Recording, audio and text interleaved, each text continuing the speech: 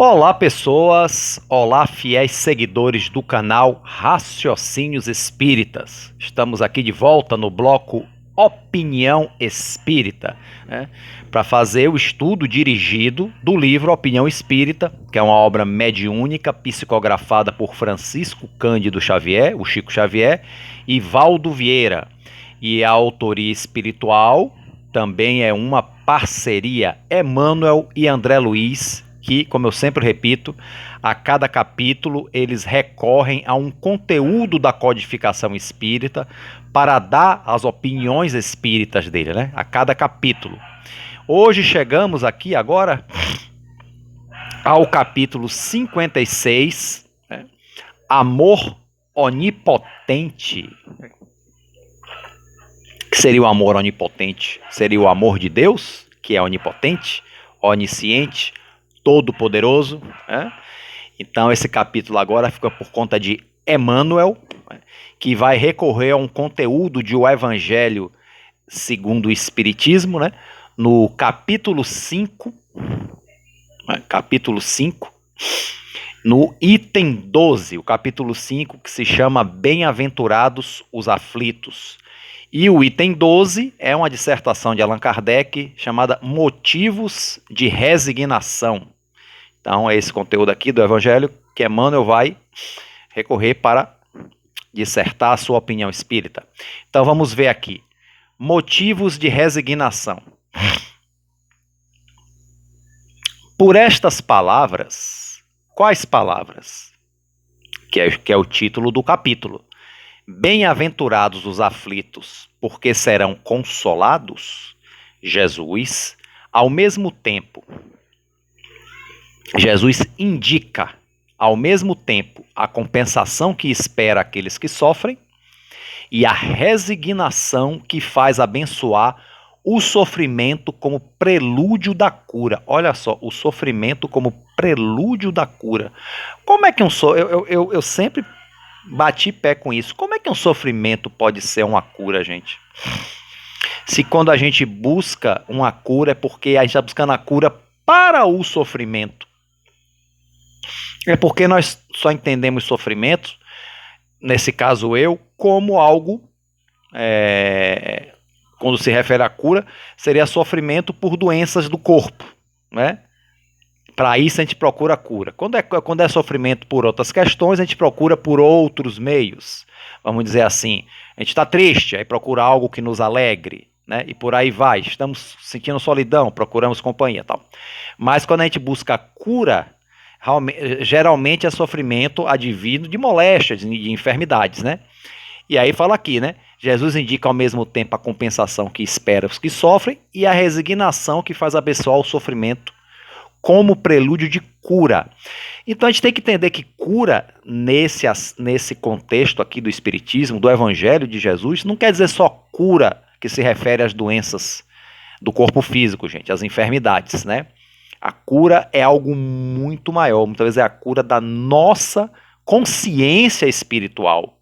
A nossa consciência espiritual que está adoecida por muitos erros perpetrados, né, por muitos enganos, por termos feito muita coisa errada conosco mesmo, com os outros. Isso gera uma enfermidade espiritual, uma enfermidade no nosso íntimo muito grande e que acaba por se manifestar no nosso corpo físico durante a encarnação. Então muitas vezes fala assim, abençoar o sofrimento como prelúdio de cura, aí é o sofrimento, é o sofrimento espiritual, o sofrimento do espírito, através da transmissão desse sofrimento para o corpo, né, como uma forma de expiação. É como se fosse, gente, uma cirurgia. Uma cirurgia não deixa de ser o sofrimento. Hoje em dia, com a tecnologia médica, ninguém sente nada por causa da anestesia. Mas e o pós-cirúrgico? Qual o pós-cirúrgico, né, que é totalmente isento de incômodos, de dores? Muito poucos, né? Não sei as cirurgias simples, né? Mas quando com cirurgias mais graves, ainda que durante tenha a abençoada anestesia, o pós-cirúrgico traz dores, traz desconfortos, traz sofrimentos. Não, então, colocar isso aí, então esse aí é o sofrimento, né, do corpo como a cura do espírito, né? No caso aqui. E não só o sofrimento de doenças físicas, todo tipo de sofrimento, né? Quando Jesus fala bem-aventurados os aflitos, é por todo tipo de aflição, né? A pobreza extrema, o passar necessidade, passar até fome, inclusive, é coisa terrível, né? No mundo com tanta comida como temos aí, né? Mas a distribuição é bem desigual, né? Entendeu? Passar problemas afetivos, que também machucam muito, problemas emocionais, problemas mentais, depressões e tudo mais, né? Então ele está colocando aí a espera e a resignação, né, como um objeto de cura, né? Mas não é só esperar parado, esperando cair do céu. Nós sabemos que não é assim, né? Também façamos a nossa parte, né? Façamos aquilo que nos cabe para o nosso benefício, para o benefício de todos à nossa volta, inclusive nessas coisas do sofrimento. Não é errado procurar alívio para os sofrimentos, né? Mas entender que se não for possível sanar totalmente, aí cabe a resignação mesmo, porque são provas que temos que passar pela encarnação, né? Falando assim parece ser muito fácil, né? Mas na prática, óbvio que é muito difícil para todos nós, né? Até para esse que vos fala, com certeza, né? Mas continuando aqui a lição, né?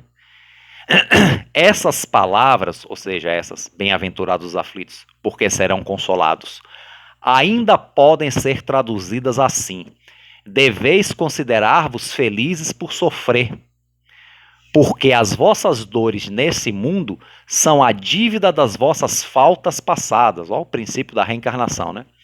E essas dores suportadas pacientemente sobre a terra vos poupam séculos de sofrimento na vida futura. Veja bem, há muitas dores que a gente passa nessa atual encarnação, gente, pode ser a compensação para não sofrermos nas posteriores. De repente nós temos compromissos espirituais tão sérios que poderiam durar até 3 encarnações, e de repente nós temos sofrimentos mais acerbos em uma, que pode nos livrar das outras duas de estarmos com esse sofrimento, né? Já pararam para pensar? O problema é que durante a encarnação a gente resolve esses que a gente trouxe e arranja outros também, né? Esse é o grande problema. Então a gente tem que parar, a gente tem que aprender a ser resignado com os sofrimentos que a gente plantou no passado e a não plantar sofrimentos para o futuro, que acho que essa que é a parte até mais difícil do que a resignação com os sofrimentos do passado, viu? Acho que essa que é a mais difícil, né?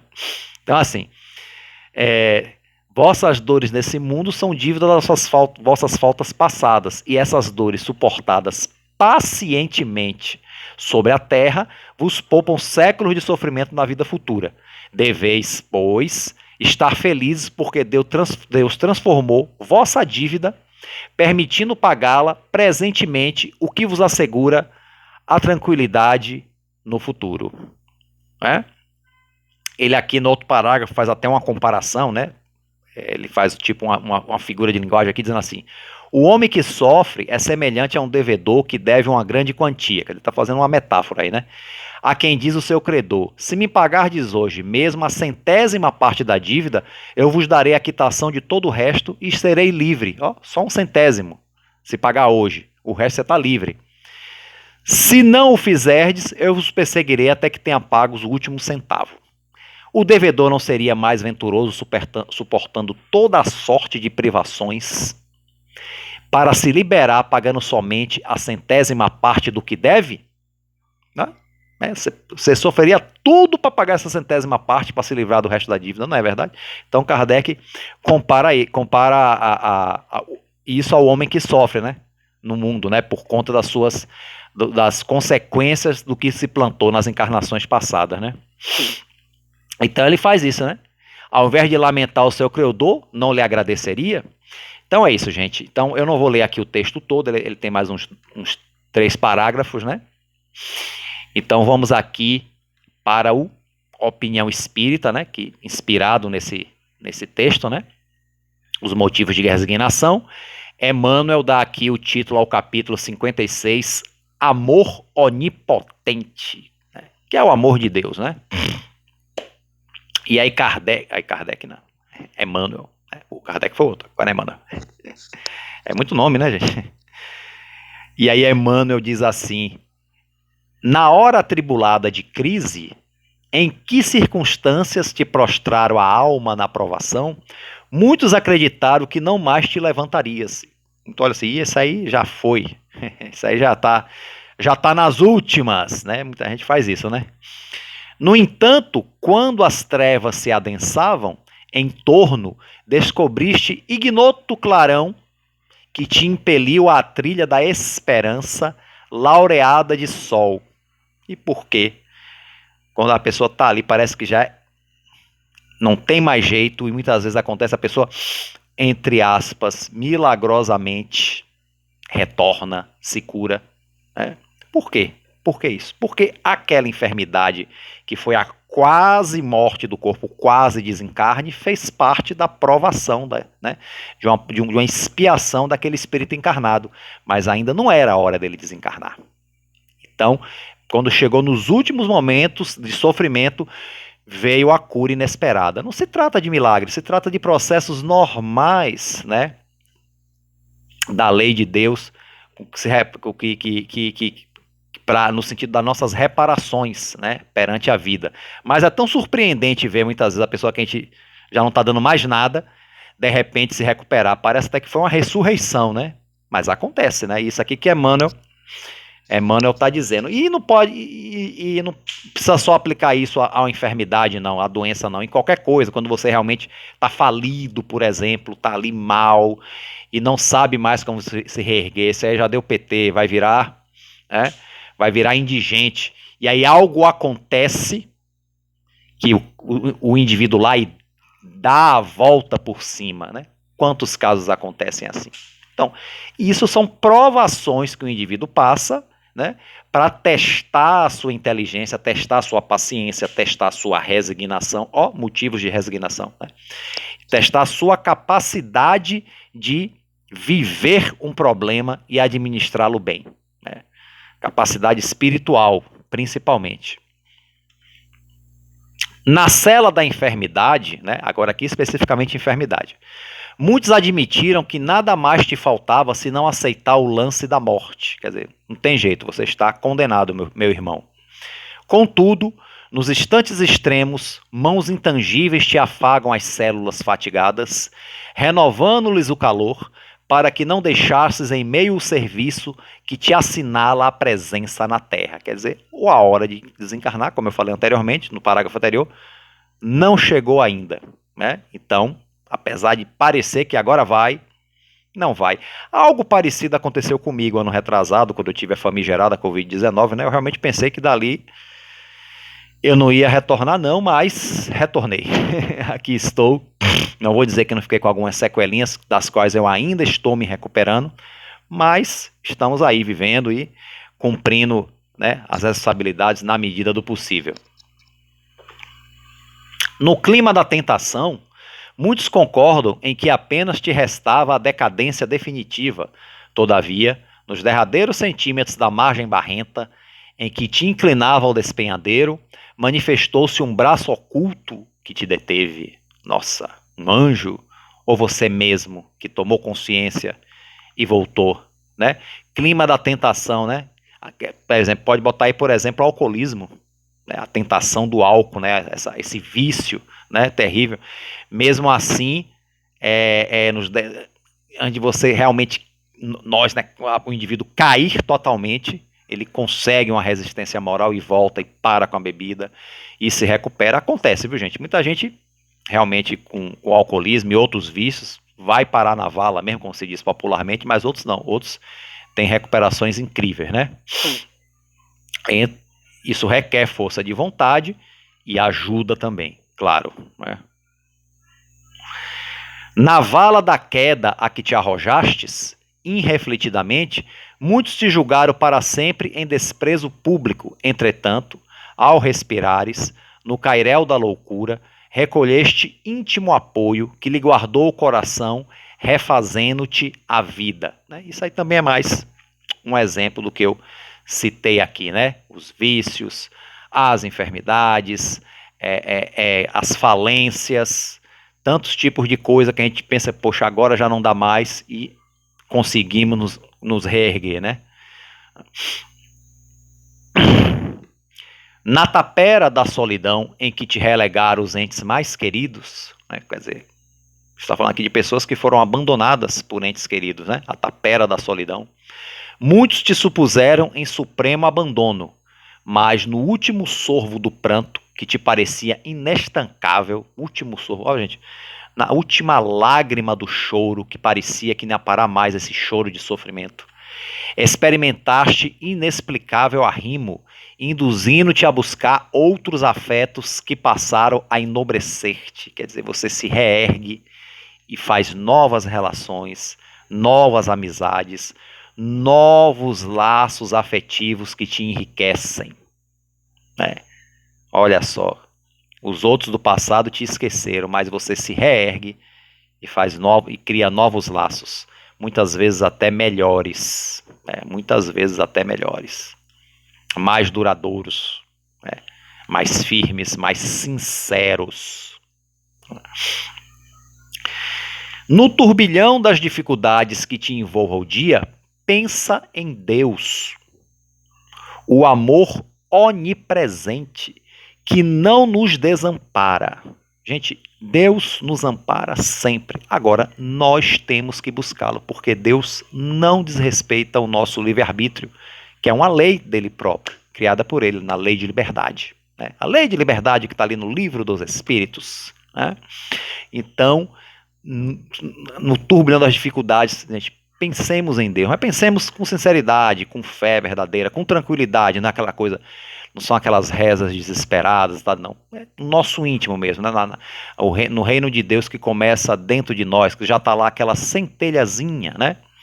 O amor onipresente que não nos desampara. Por mais aflitiva seja a dor, trará ele bálsamo que consola. Por mais obscuro o problema, dará caminho certo à solução. Né? Então, por mais que a dor seja realmente macerante, Deus sempre nos enviará um bálsamo.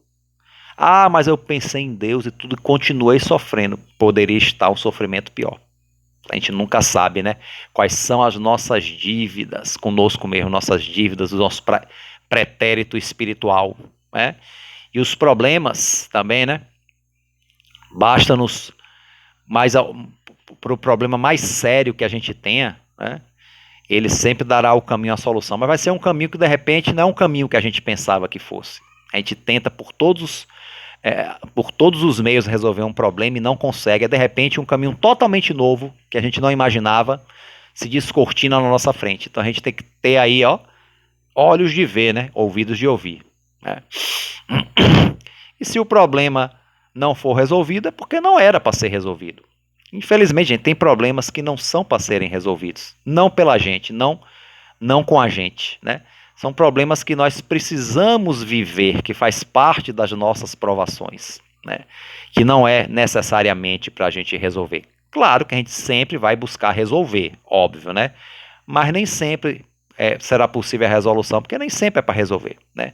O importante é passar pelos problemas com equilíbrio, né, e com máxima sabedoria possível, né? É isso que faz a gente crescer espiritualmente. Né? Ainda assim, continua aqui Emmanuel, ainda assim, não te afoites em personalizá-lo ou defini-lo. Não vamos personalizar nem definir Deus. Deus é indefinível, né? Só mesmo a resposta do livro dos Espíritos, né? Causa, inteligência suprema, causa primeira de todas as coisas, né? Basta-nos a palavra de Jesus, que nolo revelou como sendo o nosso Pai. Jesus diz que Deus é Pai, é um Pai que nunca desampara. Nunca desampara. E olha o que Jesus passou. Né? E mesmo assim, ele afirma, o Pai nunca nos desampara. Né? Nas nossas piores provações, nas nossas expiações. Né?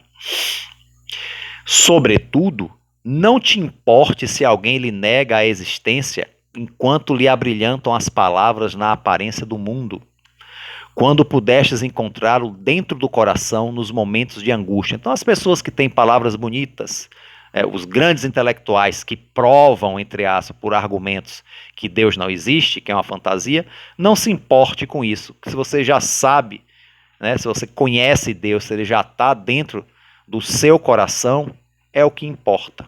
Né? É o que importa. Então, não se importe com os negadores, mesmo porque nós no passado provavelmente já fomos também grandes negadores, né? No nosso passado reencarnatório, nosso passado espiritual, né? E por fim, o último parágrafo: é natural seja assim, quando a noite aparece e que os olhos dos... Perdão, gente, me embolei. É natural seja assim, agora vai. Quando a noite aparece é que os olhos dos homens conseguem divisar o esplendor das estrelas. Quer dizer, só a noite, o escuro da noite, nos permite ver o brilho e o esplendor das estrelas. Okay? Então isso quer dizer assim, são nos momentos assim de maior dificuldade é que nós conseguimos ver o brilho de Deus, né? Isso não quer dizer que nos momentos alegres também não contemplemos, sim, até contemplemos, até para sermos gratos, com certeza, né? E assim terminamos aqui mais um texto, né? Mais um capítulo do livro Opinião Espírita. Vocês também, né, que acompanham, leiam o texto do Evangelho, Motivo de Resignação, leiam o Amor Onipotente aqui do capítulo 56, não fiquem apenas com as minhas colocações, tenham também as suas próprias, tá bom? Então quem gostou aí curte, quem achou útil compartilha, quem está chegando agora se inscreve no canal. A todos aí, um forte abraço e fiquem com Deus.